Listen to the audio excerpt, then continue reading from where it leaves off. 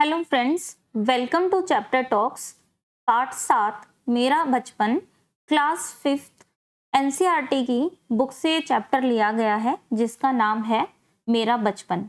आप देखेंगे कि यहाँ पे लेखक अपने बचपन की बातें कर रहा है कि किस तरीके से लेखक बचपन में खेलता था, कैसे उन्होंने कौन कौन से गेम खेले हुए हैं, है ना। बचपन में आप देख रहे होंगे, ये पिक्चर आपको दिखाई दे रही है, कैसे जो लेखक है वो बता रहा है कि हम पेड़ों पे चढ़ते थे, लटकते थे, खेलते थे। कितने यहाँ पे आप देखो कैसे पशु पक्षी घूम रहे होते हैं। तो आप देख रही हो कि पहले का जो एनवायरनमेंट था, जो हमारी प्रकृति थी, वो इतनी खूबसूरत थी और उस प्रकृति के साथ मतलब इतना सारा खुलापन था, गांव थे, इतना सारा हमें अच्छा एनवायरनमेंट मिलता था, ठंडी हवा मिलती थी। तो ये सारी चीजें उस समय पे हुआ करती थी। यहाँ पे जो लेखक हैं इस चैप्टर में वो अपने बचपन को याद कर रहे हैं और अपने बचपन को याद करते करते वो अपनी कहानी बता रहे हैं। यहाँ पे वो बताते हैं, हाय बचपन, है ना। वो बता रहे हैं कि हाय बचपन, तेरी याद नहीं भूलती। मतलब कभी कभी रह रहकर वो बचपन हमारा, जो लेखक बता रहा है कि वो याद आ जाता है। वह कच्चा टूटा घर, वह पयाल का बिछोना। ठीक है, कच्चा टूटा घर मतलब पहला, जैसे कि आप इस चित्र में देखो कि जो लेखक का घर था वो पहले का घर हुआ करता था, जो बिल्कुल कच्चे घर हुआ करते थे, है ना। मिट्टी के बने होते थे, घास फूस के बने होते थे।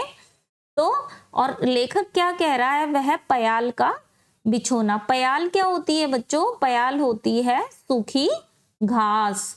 ठीक है, सूखी घास का बिछोना। बिछोना मतलब जिसको हम बिछा के बैठ जाते हैं। वह नंगे बदन। नंगे बदन मतलब पहले तो ठीक है, बच्चे ऐसे ही घूमते रहते थे, कपड़े पहन लिए, निक्कर पहन ली, ठीक है, शर्ट नहीं पहनी, इस तरीके से गांव में बच्चे खेल लेते थे। नंगे पांव खेतों में घूमना, आम के पेड़ों पर चढ़ना, सारी बातें आंखों के सामने फिर रही हैं। आंखों के सामने फिरना मतलब फिर से याद आ जाना। ऐसा लग रहा है कि वही टाइम, वही समय दोबारा से आ गया है। लेखक यहाँ पे ये कहना चाहता है, मैं अपने चचेरे भाई हलधर के साथ दूसरे गांव में एक मौलवी साहब के यहाँ पढ़ने जाया करता था। अब चचेरा भाई कौन होता है बच्चों? चाचा का जो बेटा होता है ना, उसको कहते हैं चचेरा भाई। तो उसका नाम क्या था? हलधर। और उसके साथ दूसरे गांव में मौलवी कौन होते हैं? जो मुस्लिम टीचर होते हैं ना, उनको मौलवी साहब कहते हैं। तो वहां उनके पढ़ने जाया करते थे। मेरी उम्र 8 साल थी, हलधर मुझसे 2 साल जेठे थे। जेठे होना मतलब बड़े होना। वो बता रहे हैं कि जो हलधर थे वो कितने साल बड़े थे? 2 साल बड़े थे मुझसे। हम दोनों प्रातःकाल, प्रातःकाल का समय मतलब सुबह का समय, प्रातःकाल बेटा सुबह का समय होता है, मटर और जौ का चबेना लेते थे। चबेना मतलब जो भुना हुआ होता है ना, जैसे जौ भुने हुए होते हैं, जब हम भुना के, जैसे जौ हो गए, चना हो गया, मटर हो गया, तो इनको भून के खा सकते हैं आराम से और बहुत ही टेस्टी लगते हैं, तो वो ले लेते थे। रामलीला में भी आनंद आता था। ठीक है, रामलीला की बात कर रहे हैं यहाँ पे लेखक। मेरे घर से बहुत थोड़ी दूरी पर रामलीला मैदान था, जिस घर में लीला पात्रों का रंग रूप भरा जाता था। लीला पात्र मतलब जो रामलीला के कैरेक्टर होते थे ना, उनको तैयार करना, कपड़े पहनाना, उनका मेकअप करना जहां होता था, लेखक बता रहे हैं, वह तो मेरे घर से बिल्कुल मिला हुआ था। ठीक है, मिला हुआ मतलब क्या होता है कि बिल्कुल घर के पास था। ठीक है, अब यहाँ पे 2 बजे दिन से पात्रों की सजावट शुरू होने लगती। अब देखो, रामलीला रात में शुरू होती है, पहले के गांव में तो होती थी, अब भी होती है रामलीला। तो ऐसे ही जो रामलीला के पात्र होते हैं, कैरेक्टर होते हैं, जो उनका मेकअप होता है, वो शुरू कब से? दिन से ही शुरू हो जाता था। तो दोपहर के 2 बजे से ही लेखक बता रहे हैं वो शुरू हो जाता था। मैं दोपहर से ही वहां जा बैठता था। जिस उत्साह से दौड़कर छोटे मोटे काम करता, उस उत्साह से तो आज अपनी पेंशन लेने भी नहीं जाता। अब देखो आप कि उस टाइम जब रामलीला होती थी, सिर्फ लेखक 8 साल के थे, वो वहां पे दोपहर में ही जाके बैठ जाते थे देखने के लिए। और छोटे मोटे काम, जैसे जब आर्टिस्ट का मेकअप होता था, कुछ सामान पकड़ा दिया, ठीक है, किसी का कोई कपड़ा सेट करना है वो करवा दिया, ये सब काम करते थे लेखक। और यहाँ पता चल रहा है, लेखक बोल रहे हैं कि इतना उत्साह होता था मुझे कि अपनी पेंशन लेने में भी नहीं जाता। तो आज लेखक सोचो कि वो रिटायर हो गए होंगे तभी तो उनको पेंशन मिल रही होगी। तो आज लेखक बूढ़े हो चुके हैं और अपना बचपन याद कर रहे हैं। गुल्ली डंडा सब खेलों का राजा है। अब भी कभी लड़कों को गुल्ली डंडा खेलते देखता हूं तो जी लोटपोट हो जाता है और इनके साथ जाकर खेलने लगूं, है ना। लेखक को जो सबसे पसंद था वो खेल था गुल्ली डंडा।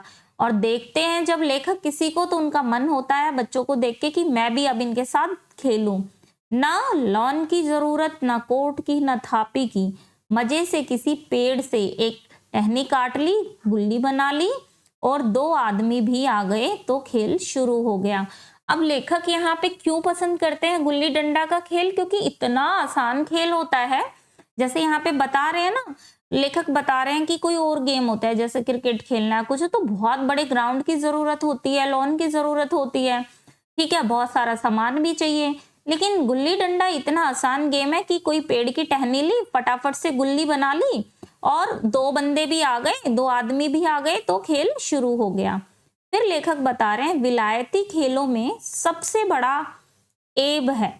अब ये जो एब है का मतलब क्या होता है कि क्या कमी है ना, कि उनके सामान महंगे होते हैं। क्या क्या एब बताया उन्होंने कि जो उनको खेलते हैं ना तो उनके सामान बड़े महंगे आते हैं। पर हम अंग्रेजी चीजों के पीछे ऐसे दीवाने हो रहे हैं कि अपनी सभी चीजों से अरुचि हो गई है, मतलब हमें पसंद ही नहीं आते।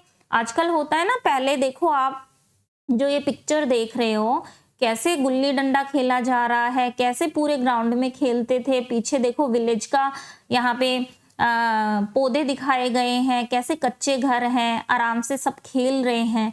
लेकिन अब क्या हो गया है कि जो विलायती खेल है ना, वेस्टर्न खेल, वो इतने महंगे होते हैं, उनका सामान भी महंगा होता है, लेकिन हमें उनमें ही बहुत इंटरेस्ट आता है। अपने जो गेम होते हैं हम उनमें अरुचि हो गई है, मतलब खेलने का उनको मन ही नहीं करता। हमारे स्कूल में हर एक लड़के से 3-4 रुपए सालाना केवल खेलने की फीस ली जाती है। किसी को यह नहीं सूझता कि भारतीय खेल खिलाएं जो बिना दाम कौड़ी के खेले जाते हैं, है ना। अब लेखक बता रहा है कि हमारे स्कूल में जो वेस्टर्न गेम है ना उनको खेलने के लिए फीस लगती है, जो उनको खेलना चाहते हैं या खेलना सीख रहे होते हैं। पर लेखक बता रहा है कि उनको कौन समझाए कि अगर भारतीय खेल खेलते हैं तो बिना दाम बिना कौड़ी, कौड़ी मतलब कोई पैसा ना लगना, ठीक है, कोई भी पैसा ना लगना, ठीक है बच्चों, जब हम बिल्कुल फ्री में, है ना, कोई पैसा ना लगना, ठीक है, एकदम फ्री में वो खेल खेले जा सकते हैं, है ना। ठीक है, गुल्ली से आंख फूट जाने का तो भय रहता है, तो क्या क्रिकेट से सिर टूट जाने का भय नहीं रहता? तो यहाँ पे लेखक बता रहे हैं कि ठीक है, गुल्ली डंडा खेलते हैं तो क्या होगा, ठीक, आंख में गुल्ली लग सकती है, लेकिन क्रिकेट से भी तो बॉल लग के सिर में लग सकता है, कुछ भी, है ना। अगर हमारे माथे में गुल्ली का दाग आज तक बना हुआ है तो हमारे कई दोस्त ऐसे भी हैं जो थापी को बैसाखी से बदल बैठे, ठीक है। यहाँ पे लेखक बता रहे हैं कि हर चीज का फायदा होता है तो कभी कभी उसका कुछ नुकसान भी हो सकता है, चोट भी लग सकती है। खैर, यह तो अपनी अपनी रुचि की बात है। मुझे गुल्ली ही सब खेलों से अच्छी लगती है। प्रातःकाल घर से निकल जाना, पेड़ पर चढ़कर टहनियां काटना और गुल्ली डंडा बनाना। अब लेखक फिर से गुल्ली डंडा की ही बात कर रहे हैं कि वो सुबह सुबह कैसे घर से खेल के लिए निकल जाते थे, पेड़ों पर चढ़ते थे, गुल्ली डंडा बनाते थे। वह उत्साह, वह लगन, वह खिलाड़ियों के जमघट, जमघट मतलब जहां पे बहुत सारे, है ना, बच्चे एक साथ इकट्ठा हो जाते हैं, जहां पे लोग घेरा बना लेते हैं, इकट्ठे होना, जमघट मतलब लोगों का इकट्ठा होना। वह लड़ाई झगड़े, वह सरल स्वभाव, अमीर गरीब का बिल्कुल भेद नहीं था। तो पहले के जमाने में तो ऐसा होता, कोई अमीर गरीब का कोई वही नहीं था, सब एक साथ खेलते थे, ठीक है। बट आज के टाइम पे ये चीजें बहुत बदल गई हैं। अभिमान की गुंजाइश ही नहीं थी। अभिमान क्या होता है बच्चों? घमंड। कोई घमंड नहीं करता था, किसी को ऐसे अपना कि ये अमीर है गरीब है, ऐसी कोई बातें नहीं होती थी। घर वाले बिगड़ रहे हैं, पिताजी चौकी पर बैठे रोटियों पर अपना क्रोध उतार रहे हैं। चौका क्या होता है बेटा? चूल्हा चौका, जैसे आपने सुना होगा ना कि शाम का टाइम हो रहा है, पिताजी बैठे हुए हैं, रोटियां बन रही हैं और पिताजी क्या गुस्से में है। क्रोध करना मतलब गुस्सा होना। और किस पे अपना गुस्सा उतार रहे हैं पिताजी? किस पे? रोटियों पर। न नहाने की सुध है न खाने की, गुल्ली है जरासी पर उसमें दुनिया भर की मिठाइयों की मिठास और तमाशों का आनंद भरा है क्या। अब लेखक बता रहे हैं कि पिताजी इतना गुस्सा हुआ करते थे क्योंकि हम सुबह खेलने के लिए निकल जाते, ना नहाते ना खाने का वो मन होता था, तो घर पे माता बुलाती रहती थी, है ना, लेकिन हम फिर भी नहीं आते थे। इतनी छोटी सी गुल्ली और इतना आनंद आता था उसमें कि दुनिया भर की मिठाइयों की मिठास और तमाशों का आनंद उसमें भरा हो जैसे ऐसा लगता था। तो ये जो कहानी है वो प्रेमचंद इसके लेखक हैं और रतन सागर प्रकाशन से इसको लिया गया है। नेक्स्ट क्लास में हम इसकी सारी एक्सरसाइज करेंगे बच्चों, इसके क्वेश्चन आंसर भी करेंगे। आज के लिए इतना ही। Thank you for watching. Thank you.